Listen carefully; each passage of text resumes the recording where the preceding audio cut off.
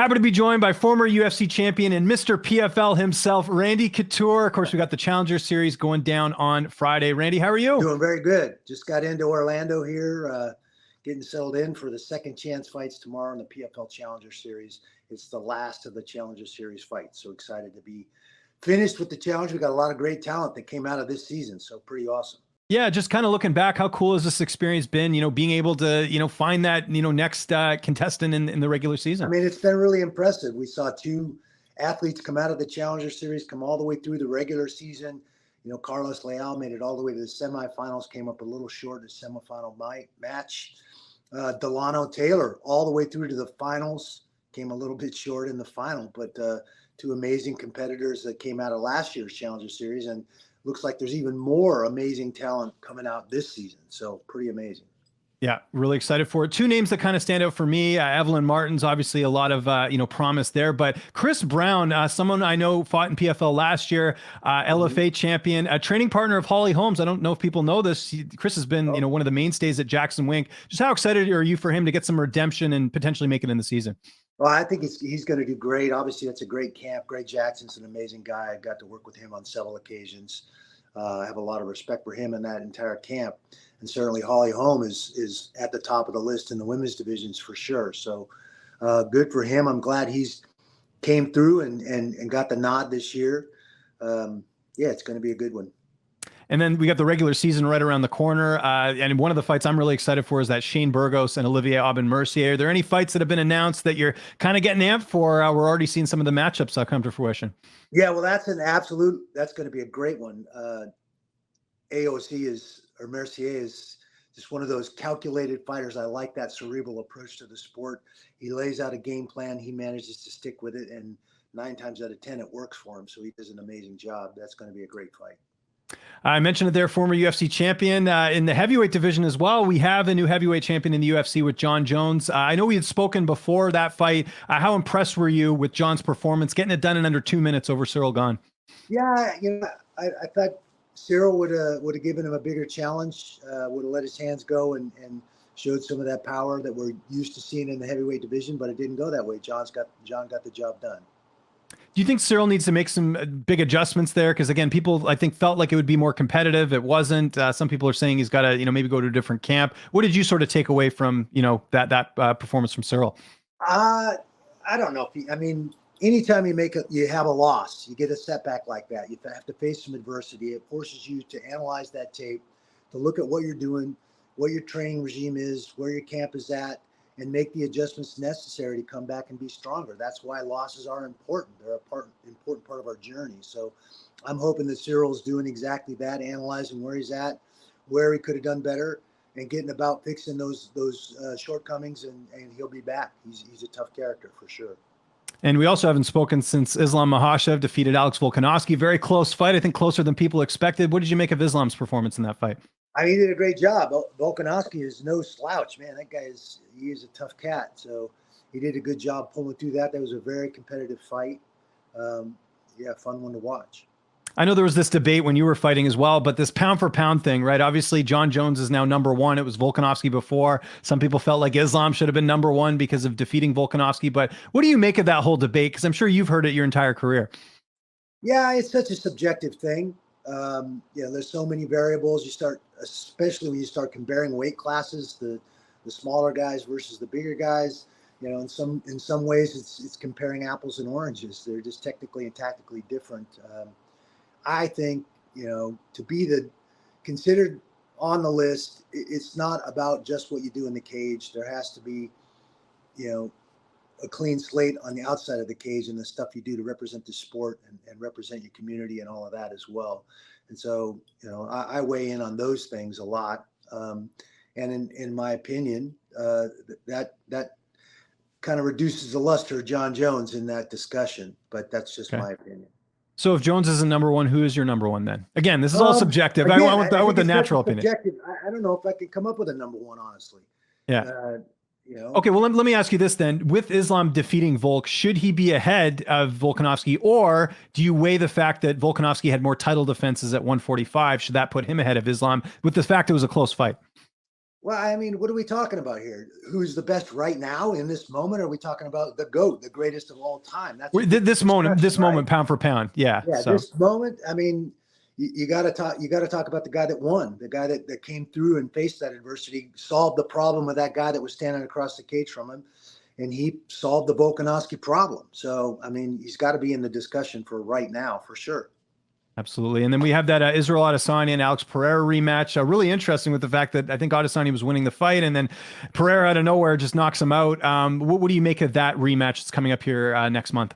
I mean, I'm sure that's one he wants back. Sometimes it takes one little blip when you should have bobbed, when you weaved and you get caught. It happens. So I'm sure that's one he wants back. He was looking very, very good up to that point. So I'm sure he's going to figure out, what he did wrong, where that little misstep was, and come back and be stronger and be better. And you had a good rivalry with Chuck Liddell, and I know there was a fight where you ended up losing. How much does that weigh on your mind of going into another fight knowing that someone has finished you?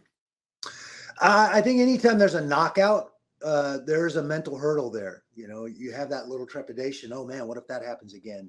And I think that's something you have to make friends with and you have to get through. I think you see it in every athlete that suffers a knockout like that. Most of the time they come back and there's a little hesitancy, there's a little fear, a little bigger fear than normal fear going into the cage. And that's something you have to overcome. It's just one of those things you're going to have to spend some time mentally getting through and getting over. And the more you put yourself out there, both in the training environment and in the competition environment, you get through it. And I'm sure he will be no different. I used to coach the Ultimate Fighter. We have an Ultimate Fighter season coming up with Conor McGregor and Michael Chandler. Are you going to be watching, Randy? I'm actually pretty excited for the coaches this season. I'm definitely excited about that matchup. Obviously, I know Michael well. He used to train at Extreme Couture when he started his career, and everybody knows Conor. And, Conor's been out for a little while, focused on some movies, doing some other stuff. It'll be interesting to see how he deals with the whirlwind that Michael Chandler is. I like that matchup. Well, it sounds like it's going to be at 170. Who do you think that favors in the matchup? I think that favors Conor for sure. I'm not sure Conor, especially after all the weight he's put on for the Roadhouse movie, if he could make 55, I think that, he's a longer, taller fighter. So carrying a little more on his frame, going into a fight with Michael Chandler at 170 is, I think, an advantage for Conor. I think Michael would be better. He can make 55. He's a little smaller framed athlete. Man, what a gas tank. But I think that favors Conor for sure, being up a weight.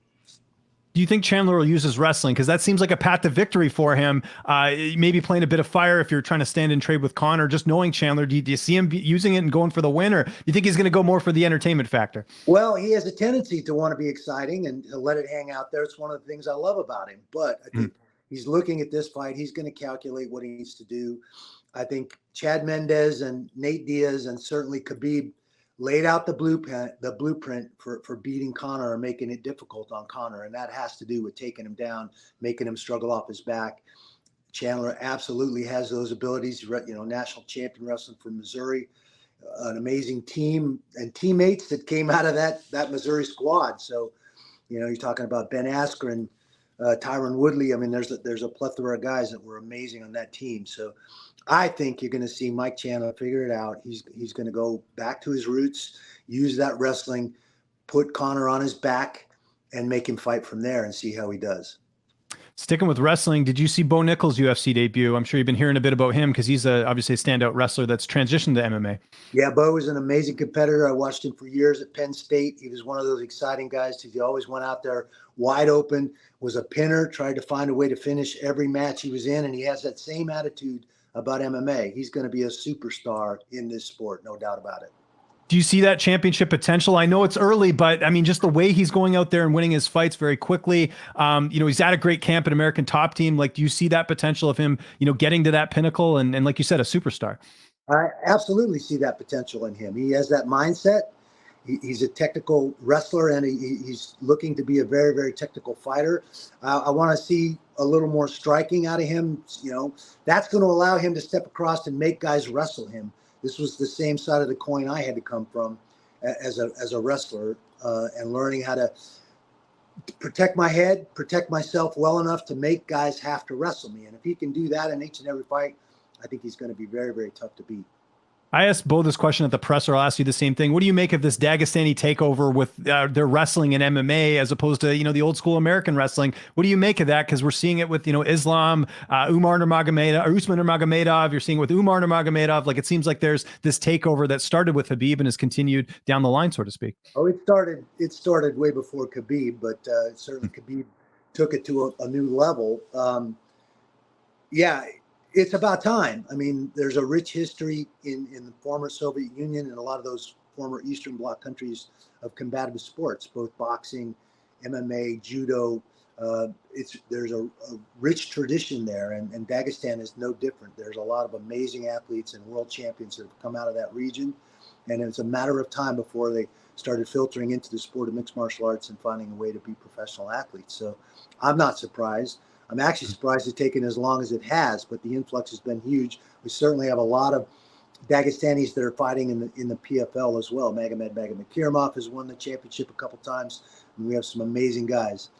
Trying to think who was in the finals last year that he ended up losing, but he was one of the first Dagestanis that came over. Yes. Akbar. Yes, that's right. Yeah. Yeah. So there's obviously a lot of promise there. Do you think the American wrestling is going to tip the scales at some point with your Bo Nickals, or do you think this Dagestani wrestling is here to stay? I don't think the Dagestanis are going to go anywhere. And I think there's always room for more wrestlers, more guys that make that shift and that transition, figure out what that transition is like and adapt and figure out how to plug in all their wrestling. If I'm those guys, they need to be focusing on catch wrestling. I made this mistake myself, started focusing on jiu-jitsu and thinking I was going to catch up with those jiu-jitsu practitioners, especially those black belts that I was going to be competing with. And it cost me a fight against Josh Barnett. I pulled guard. What was I thinking? Nine times out of 10, I don't think Josh could take me down, but I put myself in that position. And I think a lot of these guys, as long as they stay focused on the one that brought them, that wrestling ability and that mat sense from wrestling, I think they're going to do very, very well. Francis Ngannou, someone I know you know quite well, still a free agent. Do you think he gets the boxing fight? We're hearing now PFL still in the mix, so a lot of excitement there for Francis. Well, obviously, I'm a little biased because I'm working with the PFL, and I would love to see Francis come into the heavyweight division here in the PFL. There's a lot of opportunity there for him. I know his aspirations in boxing. I think he's got some work to do there, but he's got the work ethic to do that. He's not the refined, skilled years and years and years of boxing experience that a lot of these guys he'd be facing in boxing have. He's relying solely on that amazing power that he has in those hands. And that'll only go so far. So you got to develop all the other skills to go with that in the boxing realm to be effective there. That'll be interesting. Does Jon Jones beat Stipe Miocic if they end up fighting in July? Stipe's been out a couple of years. Tough to come back from retirement. Ask the guy. I know a little about that. It can be a challenge. John's, took 3 years off, but seems to be firing on all cylinders and back up and running the way you would expect John to be running. That'll be an interesting fight. What did Stipe learn from the Francis Ngannou fight? Has he continued to train and keep himself in fight shape since stepping down? Those are all questions, I think, going into that fight. I like that fight. I like that matchup. And I think Stipe's got the skill set in defensive wrestling and the long arms and striking to be a real challenge for Jon Jones. So that'll be a very, very good fight. Well, you came back and beat Tim Sylvia. So I think, kind of know which way you might be leaning on this one, but that's interesting. Before we go, just a couple of rapid fire questions and we'll get you out of here. I know you got a busy day. Best striker, in your opinion, in MMA right now. When I say that, who comes to mind? Oh my gosh.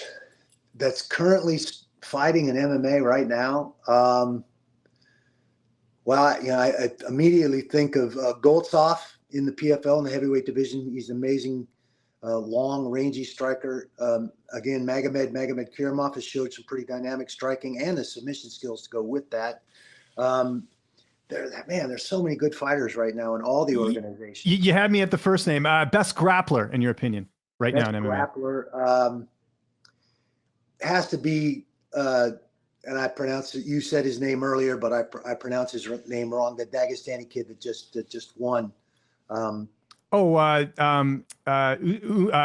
Nurmagomedov.